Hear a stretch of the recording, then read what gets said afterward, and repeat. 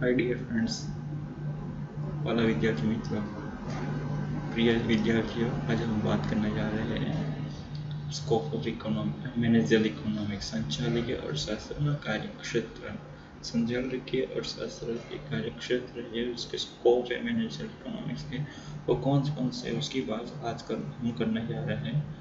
तो हम उसके स्कोप यानी क्या है कि वो उसके अंडर में क्या क्या आता है। वो उसके मानो कि आप एक स्टूडेंट हो तो आपका स्कोप क्या है, तो पढ़ना लिखना, कॉलेज जाना, कॉलेज बंद है तो फिर ऑनलाइन टीचिंग करना, ये सब आपके स्कोप है, आपका कार्य करने का क्षेत्र है, वो सब स्कोप है। तो मैनेजर इकोनॉमिक्स के स्कोप कौन कौन से हैं? तो पहला स्कोप है डिमांड एनालिसिस एंड फोरकास्टिंग, बराबर। Demand analysis and forecasting. Analysis क्या है? तो विश्लेषण। और फोरकास्टिंग यानी तो अनुमान, आगाही, अंदाजा, वो सब फोरकास्टिंग है, बराबर। तो जो डिमांड है वो डिमांड कैसी होनी चाहिए, उसका अंदाजा जो लगाता है वो मैनेजर इकोनॉमिक्स है। मैनेजर इकोनॉमिक्स में क्या आता है, तो बोलते हैं कि जो प्रोडक्शन है वो प्रोडक्शन करने के लिए प्रोडक्शन जो रिसोर्सेस है, जिसमें क्या क्या आता है, तो पहले तो लैंड आता है, लेबर आता है, कैपिटल आता है और मैनेजर आता है।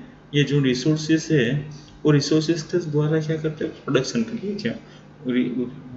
પ્રોડક્શન રિસોર્સિસ એટલે ઉત્પાદનના સાધનો, એના દ્વારા આપણે શું કરીએ છીએ, ઉત્પાદન કરીએ। કોઈ વસ્તુનું ઉત્પાદન કરવા માટે ઉત્પાદનના સાધનોની જરૂર પડે।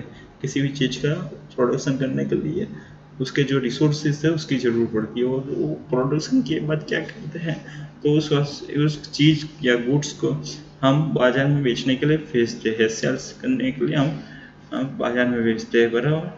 और उससे वो वहाँ पे बेचते हैं क्योंकि उसकी डिमांड है।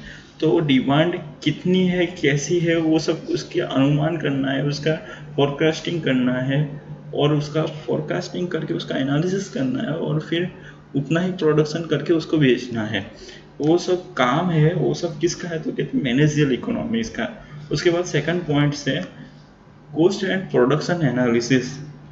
कोस्ट और प्रोडक्शन का भी ये एनालिसिस करता है, खर्च અને ઉત્પાદનનું વિશ્લેષણ।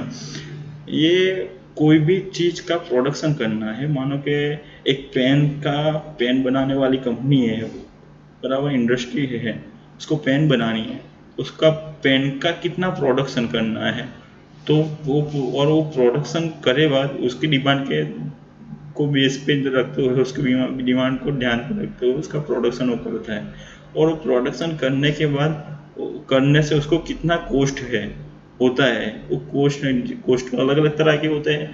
कोई वेरिएबल कोस्ट होता है, कोई फिक्स कोस्ट होता है, यानी कि ગુજરાતીમાં કહીએ તો કોઈ સ્થિર ખર્ચ હોય છે, કોઈ અસ્થિર ખર્ચ હોય છે। ધારો કે કંપનીનું બિલ્ડિંગ બનાવી દીધું, कंपनी का बिल्डिंग बना दिया, तो क्या है, तो क्या फिक्स्ड कॉस्ट है। और जो लेबर को जो पैसे देने में आते, उसकी मजदूरी देने में आती है, वो क्या है, क्योंकि वो वेरिएबल कोस्ट है। वो सब कोस्ट है, वो कितना होता है, किस तरह से होता है, कौन सी रीत से होता है, वो सब का एनालिसिस भी कौन करता है, वो किसके कार्य क्षेत्र में आता है, कौन किसके स्कोप में आता है, तो कहते हैं मैनेजरियल इकोनॉमिक्स। उसके बाद इन्वेंटरी मैनेजमेंट, संग्रह संचालन। इन्वेंटरी मैनेजमेंट यानी क्या, कि जो प्रोडक्शन के लिए जो रॉ मटेरियल्स है, काचो माल जे है, बराबर, वो रॉ मटेरियल्स को कैसे मैनेज करना है, वो यहाँ पे हमें इन्वेंटरी मैनेजमेंट में सीखना है। वो कौन सिखाता है, तो कहते हैं मैनेजरियल इकोनॉमिक्स। उसके लिए वो मैथमेटिक्स रिसोर्स का उपयोग करता है, उसकी जो पद्धतियाँ उसका भी वो स्टॉक करता है। और उसके बाद वो कहता है कितना स्टॉक रखना है, कितना स्टॉक बेचना है, और कौन सा स्टॉक कहाँ से लाना है, कौन सी रॉ मटेरियल्स कहाँ से लाना है, वो सब इन्वेंटरी मैनेजमेंट यानी संग्रह संचालन में उसका स्टडी होता है। उसके बाद नेक्स्ट है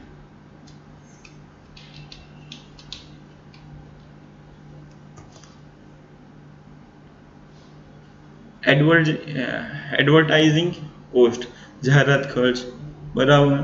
यानी कंपटीशन है बाजार में, क्या है कि कंपटीशन है, और कंपटीशन को के सामने अगर किसी को टिकना है, कोई बिजनेसमैन को टिकना है, तो उसके लिए क्या करना है, उसके एडवर्टाइज करनी है, और एडवर्टाइजमेंट करने के लिए उसको क्या करना पड़ता है, कॉस्ट करना पड़ता है। कोई भी प्रोडक्ट ले लो, हम स्वदेशी की बात बाबा रामदेव की क्यों ना करें, वो भी क्या कर रहे हैं, अपनी एडवर्टाइज तो कर ही रहे हैं।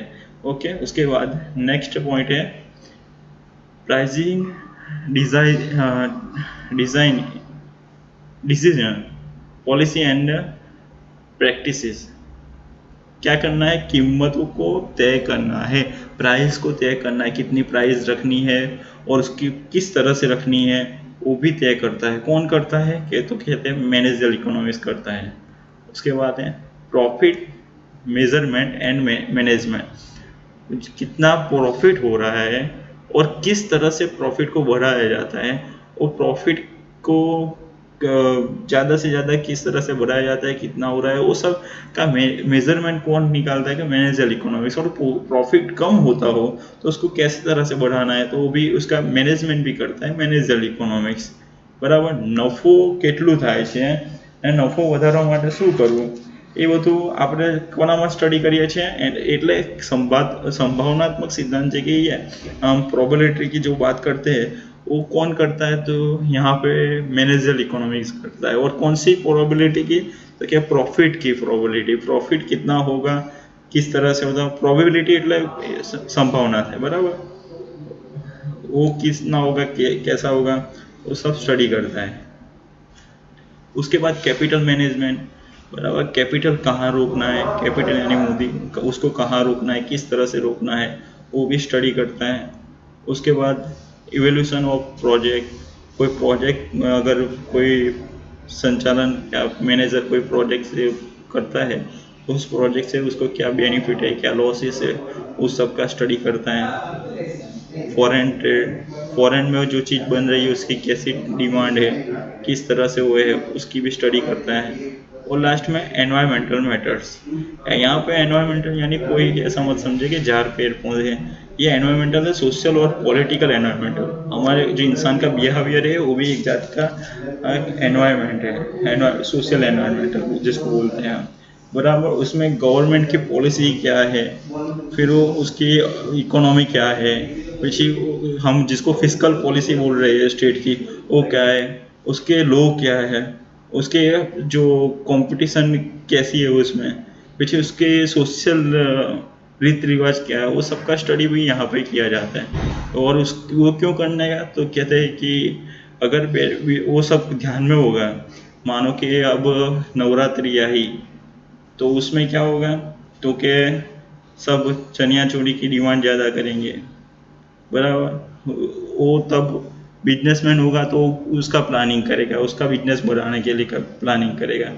अगर राखी रक्षाबंधन आए तो राखी का प्लानिंग करेगा, वो सब वो सोशल एनवायरमेंटल को ध्यान में रख के करता है। और उसका स्टडी भी हमें उसका वो भी एक स्कोप है मैनेजर इकोनॉमिक्स का। और डियर फ्रेंड्स स्टूडेंट्स, आज हमने स्कोप को देखा। अब अभी एक और टॉपिक है, वो नेक्स्ट लेक्चर में हम लेंगे, रिस्पॉन्सिबिलिटी ऑफ मैनेजरियल इकोनॉमिस्ट। उसकी रिस्पॉन्सिबिलिटी क्या है वो हम नेक्स्ट लेक्चर में देखेंगे। थैंक यू, आभार।